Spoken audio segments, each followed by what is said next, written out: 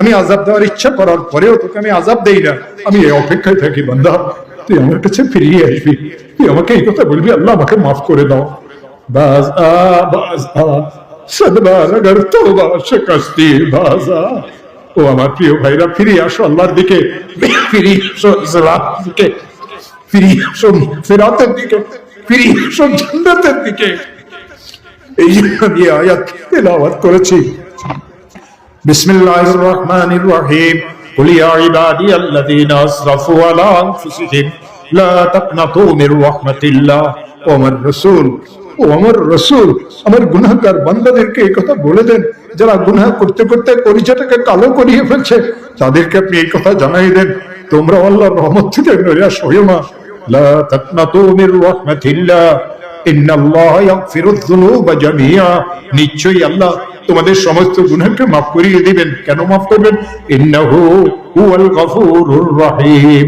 তিনি তো কেবল গফুর রহিম, তিনি ছাড়া তো গফুর রহিম আর কেউ নাই, তিনি ছাড়া গফফার কেউ নাই, তিনি ছাড়া গুনাহ মাফকারী কেউ নাই, তিনি ছাড়া দয়ালু কেউ নাই, তিনি ছাড়া রিজিক দাতা কেউ নাই, তিনি ছাড়া হিফাজতকারী কেউ নাই, তিনি ছাড়া নিরাপত্তা দানকারী কেউ নাই। আল্লাহ যখন কেউকে নিরাপত্তা দিতে চান, চারিদিকে যদি সে শত্রু বিস্তৃতও থাকে, আল্লাহ তাকে নিরাপত্তা দেন, কোন শত্রু তার একটা পশম মাথা করতে পারে না। আর সমস্ত নিরাপত্তা বাহিনী কেউকে যদি ঘিরিয়ে রাখে, আল্লাহ যখন তার উপর থেকে নিরাপত্তা উঠায় নেন, লাথি মারিয়ে তাকে ফেলিয়ে দেওয়া হয়। ও আমার প্রিয় ভাইয়েরা, নিরাপত্তা তো আল্লাহর পক্ষ থেকে, সুস্থতা তো আল্লাহর পক্ষ থেকে, শান্তি তো আল্লাহর পক্ষ থেকে, রিজিক তো আল্লাহর পক্ষ থেকে। এই সব কিছুর ফয়সালার একক মালিক আমার আল্লাহ। قل يا عبادي الذين اسرفوا على انفسهم لا تقنطوا من رحمة الله إن الله يغفر الذنوب جميعا إنه هو الغفور الرحيم। তিনি গফুর রহিম। সূরা আলে ইমরানে আল্লাহ তাআলা আমাদেরকে একটা কথা জিজ্ঞাসা করেছেন, উত্তর দেন নাই। বিবেকমান মানুষের কাছে এর উত্তর তিনি চেয়েছেন। বিসমিল্লাহির রহমানির রহিম।